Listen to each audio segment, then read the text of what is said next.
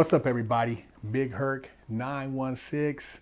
You're tuned in to Fresh Out. Make sure you hit that subscribe button, that like button, represent, and go to freshoutseries.com and pick you up some wash your ass soap, because I know you're funky out there. So, hey, man, keep it pushing. And you guys have been asking for more females, so we have more females for you on the channel.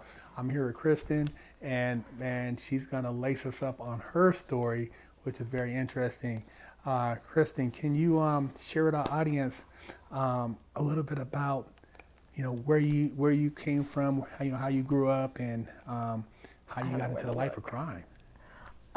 Okay. Hi. Well, I grew up here. I was adopted.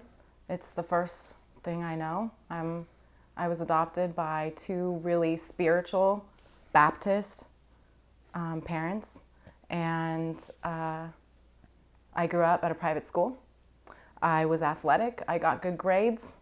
I was a good kid, but I struggled with sexual abuse very early on.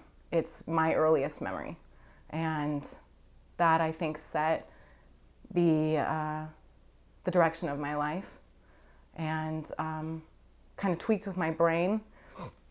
I'm so nervous. I think that a life of addiction is what got me to prison in the end, but it was addiction that was used to drown out other things. So like the addiction actually became like almost like your soother for dealing with the other stuff you were dealing with? Addiction, yes, and then sex, I think. So. And what drugs was you involved with? What drugs were? Well, this was a while ago, so it was coke and crack, I think. I went through an ecstasy phase. It was a big party phase. Usually it was crack until in my 30s I found meth, and then it was meth. Now, as you got deeper involved in drugs, was there anybody in your life that you could turn to, or anybody that tried to talk to you or help you deal with a lot of the things you were dealing with at the time, or? No. I was monitored all the time. My mom followed my every move. I was at church 4 days a week. Dang. I was in therapy. I was in different church meetings, and then I was in athletic activities. So I was very busy. I hid the true darkness, I think, of who I was very well. Was there any accountability for the person who? No. I think that was the most destroying thing. Yeah, I know that's it's always sad when I hear about something like that, and then that person is never actually held accountable for their actions, and I know that's like a very rough thing. What was the actual incident that led to you, going to jail, as far as with the drug use and everything? My last charge was armed robbery with assault with a deadly weapon, and then I pled down to some burglary. Thank God, because I only got 3 years. Oh wow. So. And was your crime, were you involved with a group of people doing crime, or were you pretty much by yourself doing your criminal activities? Was it influence of friends, or? I was going through a really abusive marriage with 2 children, and I'd lost it for the last time, and I couldn't keep it together anymore. I was chasing the wrong people, so I was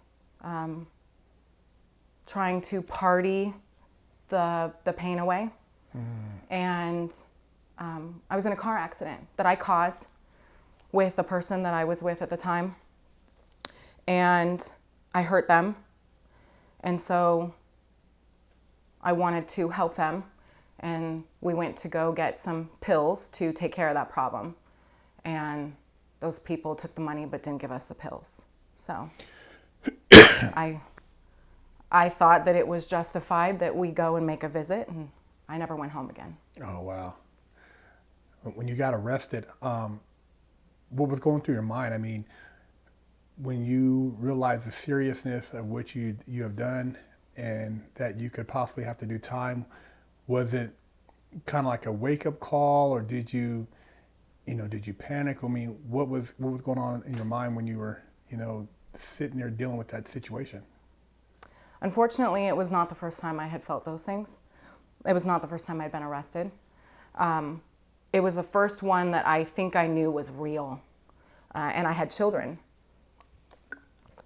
So I knew at that moment my life was going to change, and that the lives of my children was probably not going to be with me anymore.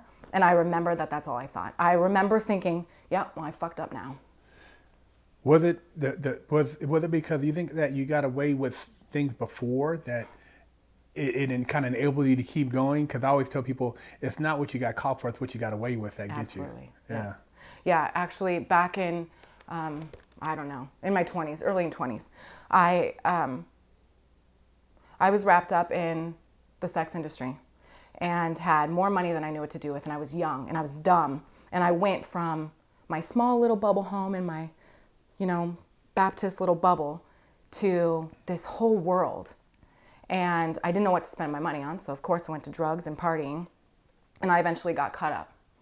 And I thought it was bad then because I couldn't stay sober, and I had house arrest, and I had, probation officers coming to my house all the time. I wasn't allowed to leave the state, but I couldn't stay sober. And the judge, I thought, was giving me a blessing and sentenced me to a lockdown facility rehab in California, and I was in Texas at the time. She just wanted me out of the state. She hated me.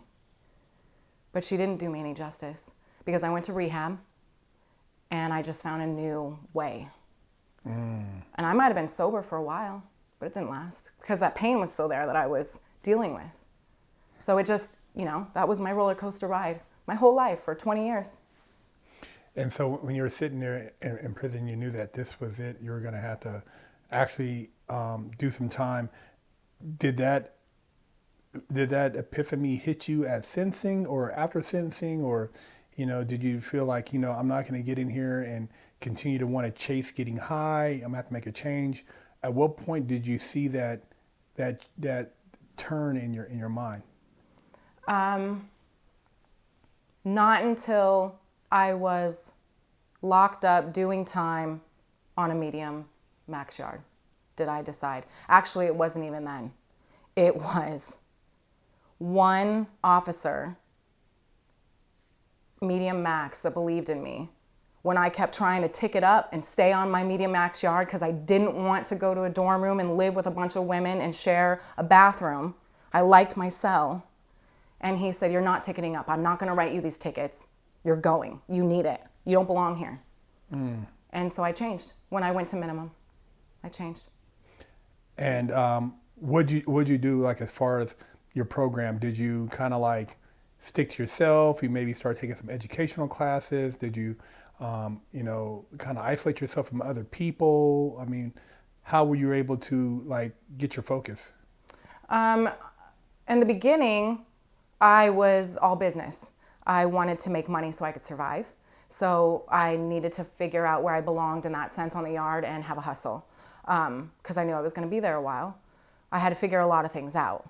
I worked out. That was all I knew to do. And then you grow a fan base because people watch.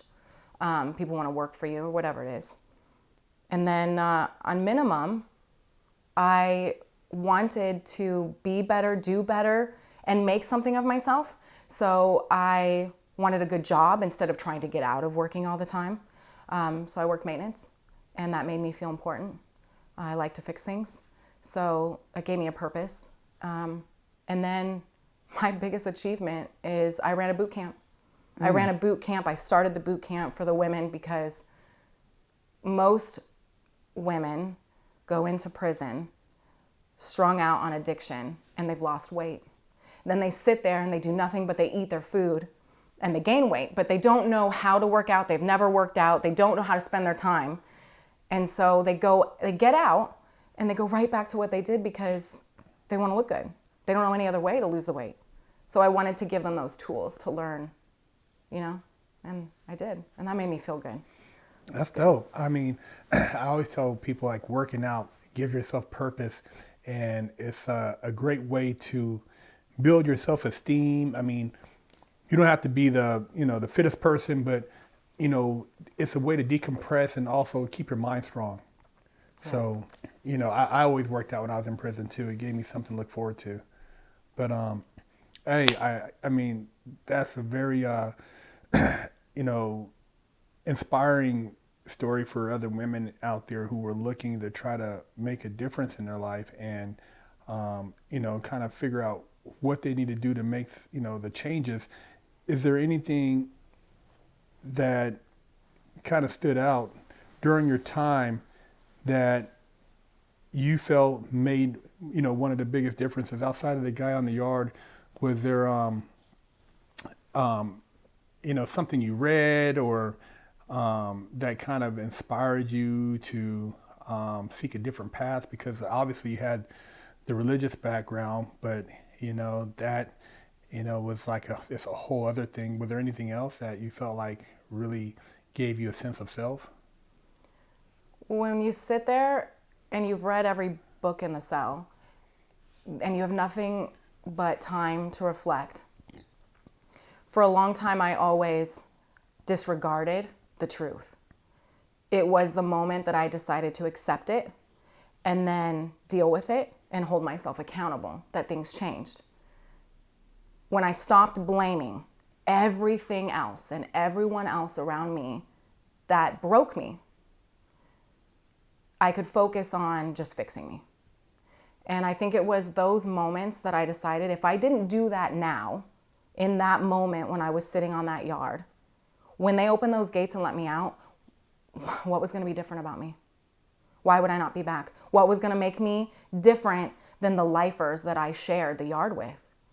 The only thing that was different about me at that time was I had a release date, but my mentality hadn't changed. Mm.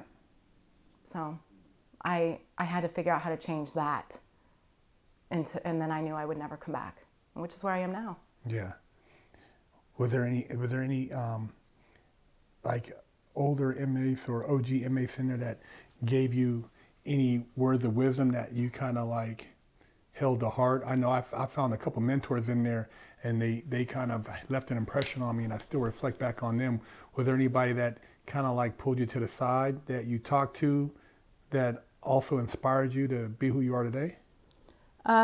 There are definitely people that stand out that I'll never forget. There's all walks of life and stories in prison. You never know what to expect. There were a lot of lifers that I had a lot of respect for because some of them were just the ride along and they were never going to get out of that place. And I respect the code and I respect that, that there was a world that still existed where people respected each other. And you don't see that out here. And so inside, that respect that you give to those OGs and the lessons that they teach you, because they don't want you to end up there, that they don't want to see that for you.